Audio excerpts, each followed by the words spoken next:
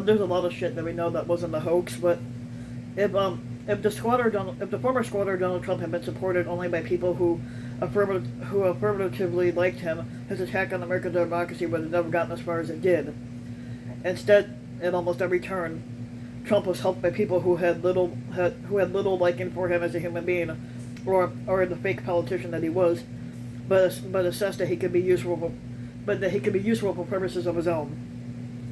The latest example, the suddenly red-hot media campaign to endorse Trump's fantasy that he was the victim of a Russia hoax, which he wasn't.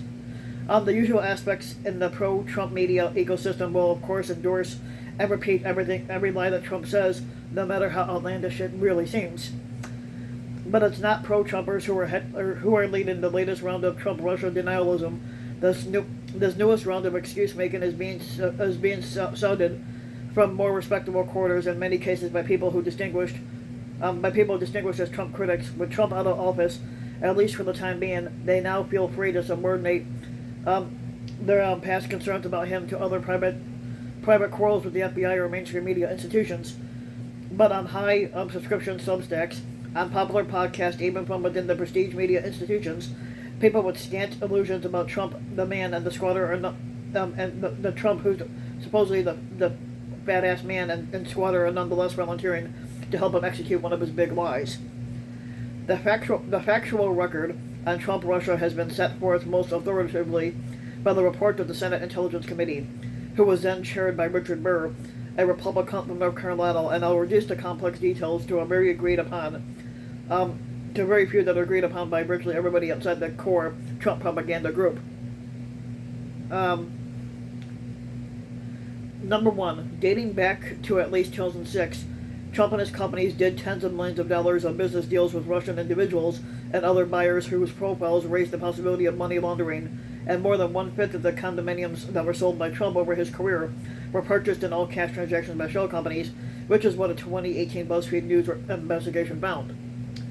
Number two, in 2013, Trump's pursuit of the Russian business intensified, and that year, he staged the Miss Universe pageant in Moscow. Around that time, Trump opened discussions on the construction of a Trump Tower in Moscow, from which he hoped to earn hundreds of millions of dollars if the project advanced to completion, in the words of the Senate Intelligence Committee. Number three, Trump continued to pursue the Tower deal for a year after he declared himself a candidate for squatter. By early November of 2015, Trump and a Russia-based developer had signed a letter of intent laying out the main terms of a licensing deal. The Senate Intelligence Committee had found Trump's representatives directly lobbied aides to Russian President Vladimir Putin in January of 2016, and yet repeatedly during the 2016 campaign, Trump falsely stated that he had no business dealings with Russia, perhaps most notably in his second squatterable debate against Hillary Clinton in October of 2016. Number four, early back in 2016, the Russian President Vladimir Putin ordered an influence operation to harm the Hillary Clinton campaign and tarnish an unexpected Hillary Clinton presidential administration, and he helped the Trump campaign after Trump became the presumptive Republican nominee, and he undermined the U.S. democratic process. Again, that's from the Senate Intelligence Committee report in itself. Number five, the Trump campaign advisor George Papadopoulos likely learned about the Russian active measure campaign as early as April of 2016. The Senate Intelligence Committee wrote, in May of 2016, Papadopoulos indiscreetly talked with Alexander Downer, who was then the Australian High Commissioner to the United Kingdom, about Russia's plot to intervene in the U.S. election to hurt Clinton and help Trump. Downer described the conversation in a report to his government, and by long-standing agreement, Australia shares intelligence with the U.S. government. But it was Papadopoulos' blurt to Downer that set in motion the FBI investigation of Russia's interference in the 2016 election. A revelation authoritatively reported more than 3 years ago. Number six, in June of 2016, the Trump campaign received a request for a meeting from a Russian lawyer offering harmful information on Hillary Clinton. Donald Trump Jr., ugly fucker, and other senior Trump advisors accepted the meeting. The Trump team did not obtain the dirt they hoped for, but the very fact of the meeting confirmed to the Russian side that the Trump campaign's eagerness to accept Russian assistance. But shortly after, Trump delivered his Russia, if you're listening, invitation at his last press conference of the campaign. Number seven, WikiLeaks released two big caches of the hacked Democratic emails back in July and October of 2016. In the words of the Senate Intelligence Committee, WikiLeaks actively sought and played a key role in the Russian intelligence campaign and very likely knew it was assisting a Russian intelligence influence effort. Number 8. Through its ally Roger Stone, the Trump campaign team assiduously tried to communicate with WikiLeaks. Before the second WikiLeaks release, Trump and the campaign believed that Stone, fucking idiot, had inside information and expressed satisfaction that the fucking idiot Stone's information and suggested more releases would be forthcoming, according to the Senate Intelligence Committee. In late summer and early fall of 2016, Stone repeatedly predicted that WikiLeaks would publish an October surprise that would harm the Clinton campaign. Number 9. At the same time as it welcomed Russian help, the Trump campaign denied and covered up Russian involvement. The Trump campaign publicly undermined the attribution of the hack and leak campaign to Russia and was indifferent to whether it and WikiLeaks were furthering a Russian election interference effort, the Intelligence Committee had said. Number 10. In March of 2016, the Trump campaign accepted the unpaid services of Paul Manafort, deeply beholden to deeply shady Russian business and political figures. On numerous occasions, Manafort sought to secretly share internal campaign information with the man that the Intelligence Committee identified as a Russian intelligence officer. And taken as a whole, Manafort's high-level access and willingness to share information with individuals that were closely affiliated with the Russian intelligence services represented a grave counterintelligence threat, the committee found. And going back to 2016, the Russian state launched a massive Facebook disinformation program that aligned with the Trump campaign strategy itself.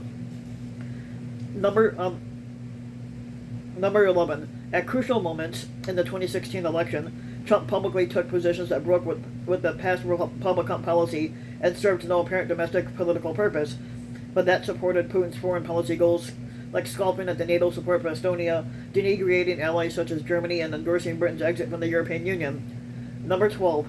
Throughout the 2016 election and after people close to Trump got themselves into serious illegal and political trouble by lying to the public, to Congress, and even to the FBI about their Russian connections. Now, all of these facts that would be agreed upon by even the latter-day Russia hoax revisionists, and for that matter, anybody this side of Breitbart or One American News Network, the two fake news sites. The confirmed Trump-Russia record leaves many mysteries and uncertainties unresolved, and even now the U.S. public still does not have a full and final picture of his business dealings with Russia before and even during his squadancy. The confirmed record may not add up to a criminal conspiracy either, but not as that concept is defined by U.S. law. The special counsel Robert Mueller and his team stated that they could not prove any such conspiracy. But the confirmed record suggests an impressive record of cooperation toward a common aim, even if the terms of that cooperation were not directly communicated by one party to the other. Since Donald Trump declared that he was going to run for squatter back in 2015, it's seldom been possible to get to the bottom of one scandal before Trump distracts attention with a bigger and worse scandal. And for more than a year, the United States has been convulsed by Trump's frontal assaults on election integrity and the peaceful transfer of power.